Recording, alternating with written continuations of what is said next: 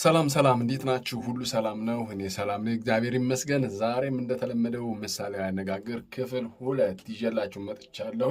ምን አልኩኝ? ክፍል 2 ይዤላችሁ መጥቻለሁ። ከኔ ጋር አብራችሁ እንድትቆዩ በአክብሮት እየጋበዝኩኝ፣ ለቻናሉ አዲስ የሆናችሁ ሰብስክራይብ፣ ነባር የሆናችሁ ቪዲዮ ላይክ፣ እንዲሁም ሁልጊዜ የምለቃቸው አስተማሪ ቪዲዮዎች እንዲደርሷችሁ የደወል ምልክቱን መጫናችሁን አትርሱ። ቪዲዮ ላይክ እየተደረገልኝ አይደለም፣ ቪዲዮ ቫይራል እየወጣ አይደለም። በጣም ብዙ ቪዲዮ ነው የለቀኩት ግን ላይክ አታረጉትም። ብዙ ሰው አይቶት 2 ሰው 3 ሰው ላይክ የሚያደርግበት ነገር አልገባኝም።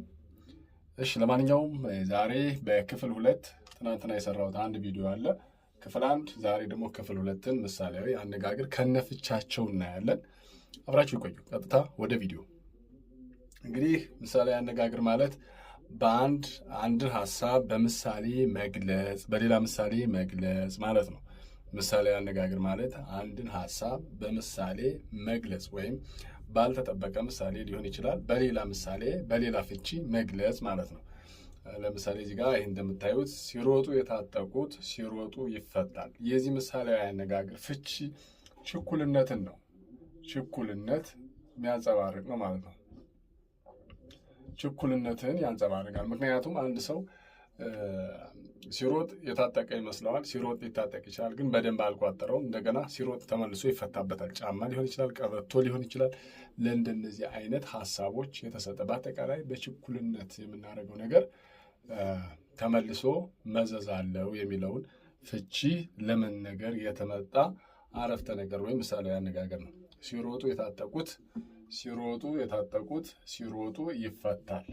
ያ ማለት በችኮላ ትናንትና ቪዲዮ ላይ የእነ ቶሎ ቶሎ ቤት ግድግዳ ሰንበሌጥ በችኮላ የሰራነው ነገር ቋሚ አይሆንም ወይም ደግሞ ልል ነው የሚሆን የሚል አውዳዊ ፍች ይዟል።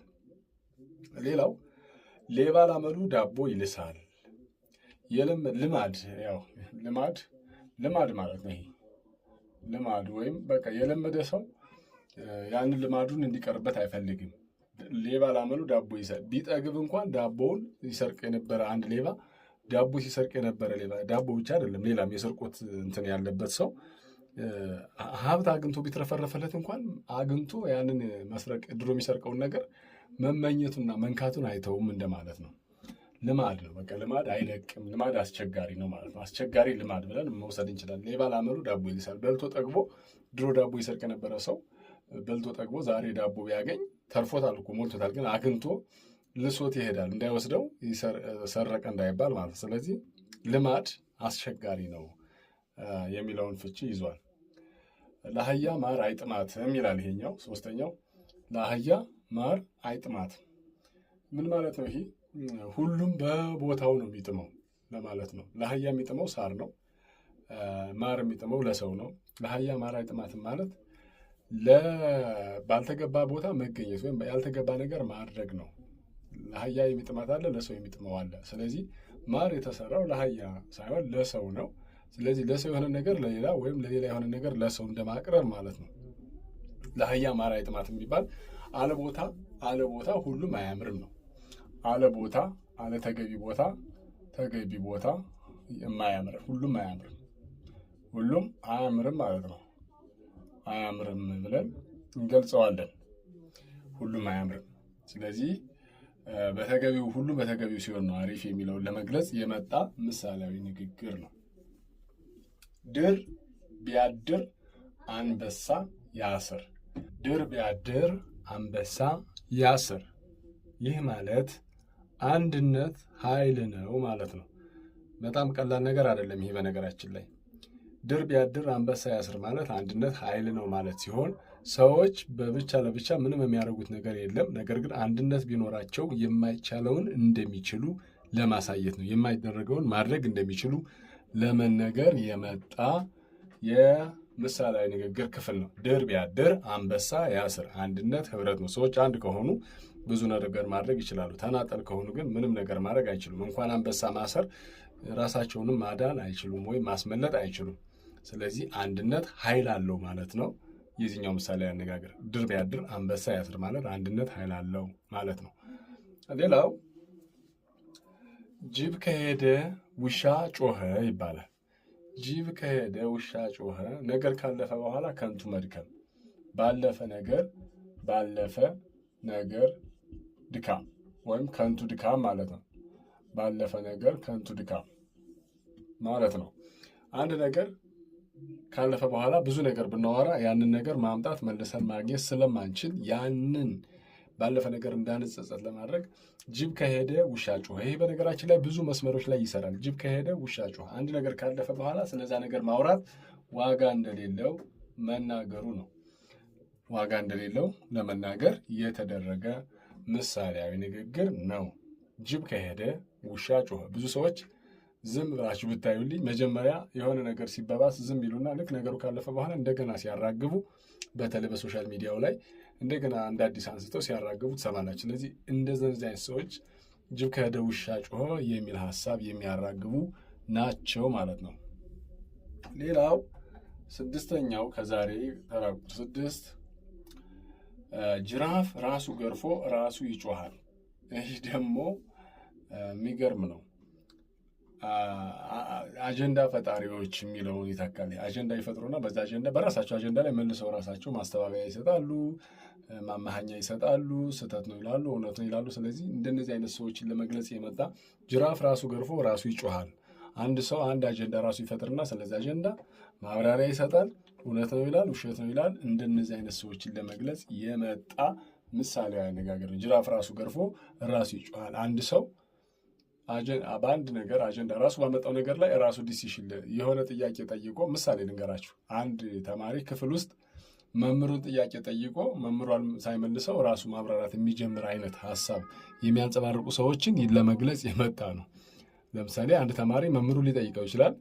ከዛ በኋላ ራሱ ያን ጥያቄ ሊያብራራ ይሞክራል። ስለዚህ ራሱ ጠይቆ ራሱ የሚመልስ እንደማለት። ስለዚህ ራሱ ገርፎ ራሱ ይጮሃል። ጅራፍ ራሱ ገርፎ ራሱ ይጮሃል የሚለው ምሳሌያዊ ንግግር ለዚህ የተገባ ነው። ስለዚህ በእንደዚህ አይነት ንግግሮች የመጣ ነው ማለት ነው። ሌላኛው ትለብሰው የላት ትከናነበው አማራት። ትለብሰው የላት ትከናነበው አማራት። ያ ማለት አንዳንድ ሰዎች የሚለብሱት ልብስ የላቸውም፣ ግን የሚከናነቡት ያምራቸዋል ማለት ሲሆን ብዙ ሰው ምንም ነገር ሳይኖረው ሌላ ነገር ሩቅ ነገር ይመኛል። ለምሳሌ መኖሪያ ቤት ሳይኖረው ፕሌን ሊመኝ ይችላል የሆነ ሰው፣ ወይም የዕለቱን እንኳን ምግቡን በልቶ በትክክል ማያድር ሰው ሌላ ትልቅ ነገር ሊያስብ ይችላል ነው። ወይም ላድርግ ይላል ደርሶ ሳይኖረው ነው። መመኘት ሌላ ነገር ነው። ትለብሰው የላት ትከናነበው አማራት ማለት በሰውነቷ በገላዋ ላይ የምትለብሰው ልብስ የሌላት ሴት ወይም የሌለው ሰው ጭራሽ ራሱን የሚከናነብበት አማረው ማለት ምንም ነገር ሳይኖረው ከምንም ተነስቶ የሌለውን ነገር በጣም ትልቅ ነገር ፈልጎ ላድርግ አለ ነው። ተመኘ የሚለውን አይደለም። ስለዚህ ትለብሰው የላት ትከናነበው አማራት ማለት ምንም የሌለው ሰው ሌላ ትልቅ ነገር ማድረግ ይፈልጋል ነው። በሌለው ነገር ላይ ትልቅ ነገር ማድረግ ይፈልጋል። መመኘት ይፈልጋል አይደለም፣ መመኘት ስላልሆነ ይሄኛው።